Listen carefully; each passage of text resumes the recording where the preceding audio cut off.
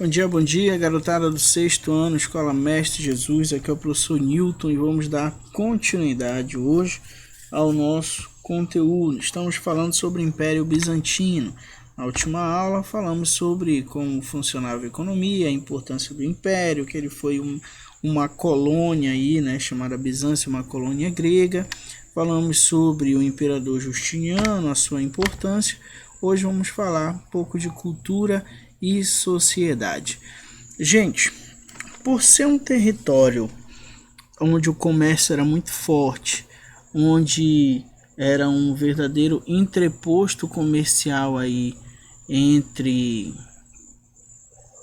várias regiões ali do Ocidente, do Oriente, o Oriente Médio, o próprio Egito e tudo mais, a gente tem um grande enriquecimento da cultura aqui, que se torna uma grande característica do Império Bizantino. Então você tem aqui, ó, na imagem vários monumentos que demonstram essa arte, essa cultura diversificada, a religiosidade sempre sendo representada, e por aí você entende o quanto a religiosidade, o quanto o cristianismo, né, a religiosidade cristã era importante para esse povo, para esse império, certo? A arquitetura, você pode perceber aqui abóbadas, ó, tudo pintadinho, toda a sua representação artística sendo demonstrada. Tudo isso foi graças à grande disseminação e intercâmbio cultural. Apesar deles se considerarem uma cultura pura, serem os únicos herdeiros do Império Romano e tudo mais, a gente sabe que não é assim. É impossível você viver sem promover intercâmbio cultural, sem deixar sua cultura venha a se misturar com a cultura das pessoas que você se relaciona, tá? Então, apesar deles não acreditarem, não acharem, não concordarem, sim, eles sofreram influência de vários outros povos que participavam das rotas comerciais que passavam pela região do Império Bizantino, tá? Igreja Bizantina. Gente, as cidades eram grandes centros super movimentados, e aí você tem a religiosidade no Império Bizantino tendo algumas modificações em relação à religiosidade cristã do Império Romano do Ocidente, tá? Quando eu falo Império Romano do Ocidente, você vai entender o seguinte, olha, tio, toda vez que eu falar Império Bizantino, eu estou falando do Império Romano do Oriente. Vamos voltar lá para você entender, ó, no mapinha aqui, ó. Toda vez que o tio fala Império Bizantino, cadê a caneta?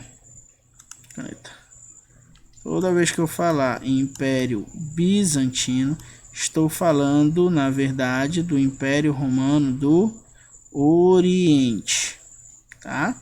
Então, você tem que associar esses dois nomes. Império Bizantino é a mesma coisa que Império Romano do Oriente. Império Romano do Oriente é a mesma coisa que Império Bizantino. Quando eu falo Império Romano, isso aqui não é Império Romano? Gente, mas eu vou tratar como Império Bizantino. Quando eu falar só de Império Romano, eu estou me referindo a essa parte aqui, que seria o Império Romano do Ocidente, certo? Então vamos lá, voltando à análise. A gente estava conversando aqui. Tudo isso fez com que no Império Bizantino se desenvolvesse alguns traços religiosos ligados ao cristianismo, diferente dos que aconteciam no Império Romano, tá? Então, olha só, no Império Bizantino a igreja ela é comandada pelo patriarca, tá? Esse patriarca é que comanda os rituais religiosos, e aí é algo semelhante com a religião cristã ligada ao catolicismo, onde você tem o Papa, e a gente vai ver daqui a pouco, certo? Então, uma espécie de patriarca.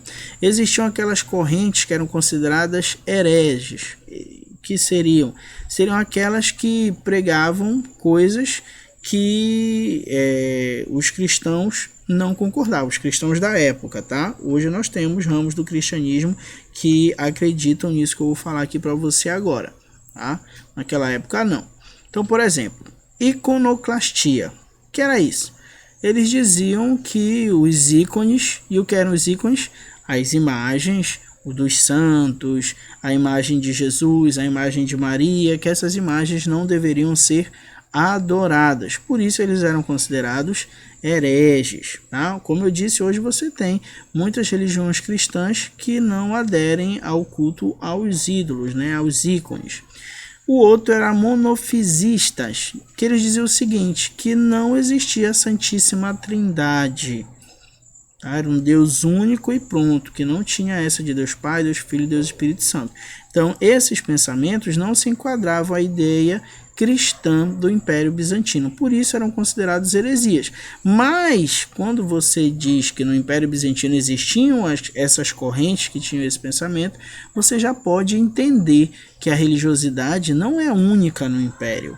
Que existem pessoas, até porque ainda agora nós conversamos sobre os zoroastristas, né? Nós já falamos sobre essa religiosidade de Zoroastra, né? Então, o que acontece? Não existe uma unidade religiosa. Existem pessoas pensando diferente, tá? E aí acontece o que a gente chama de cisma do Oriente, divisão da cristandade, gente, divisão da Igreja Católica. A gente tem aqui, ó, diferentes interpretações do Evangelho, e a gente sabe que quando acontecem essas diferentes interpretações, aparecem diversas religiões, né? Então a gente tem a divisão da cristandade, da religiosidade, do Império Romano e do Império Bizantino. Do lado do Império Bizantino, você tem a formação da Igreja Ortodoxa Grega, liderada por um patriarca, tá? Liderada aqui por um patriarca, e a língua oficial deles era o grego. Do outro lado do Império Romano, tá? Nós temos a Igreja Católica Apostólica Romana, liderada pelo Papa, que está aqui, tá? Onde a língua falada seria o latim e não o grego. Então essas são as divergências. Aqui eu tenho uma imagem para vocês do que seria logo que aconteceu esse cisma, essa divisão dessas religiosidades, e aqui uma imagem representando essa religiosidade, essa divisão de uma forma mais harmônica nos nossos dias, né?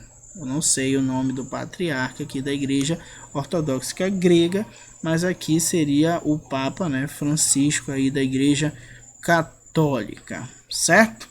Gente, por hoje era isso que nós tínhamos para conversar. Fiquem com Deus, façam o exercício da página 28 e até uma próxima aula.